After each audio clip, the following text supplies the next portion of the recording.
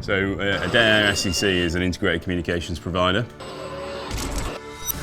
across a range of print and digital mediums, predominantly in regulated sectors. We needed something that would take a bit more volume, but the same output. We've got a new tool in the toolbox now. The solution is the Baltoro for us. Baltoro is a great development, and the devices we have with Colour Accelerator.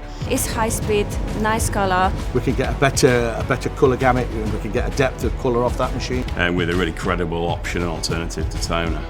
So it fits in well with the market at the moment. Baltoro offers Adare high levels of consolidation across their fleet. The software is simple and easy. Immediately after install, we've been using that device to produce some really exciting secure documents for clients. It's providing fantastic output, fantastic support and service, combined with the benefits of a reciprocal relationship with Xerox. I think we've got a fantastic recipe for success. So we're knocking on doors we couldn't go to before. I'm really excited about not just what they're doing today, but about their plans for the future as well. We don't know its limitations yet. So, working with Xerox, we're just pushing the boundaries.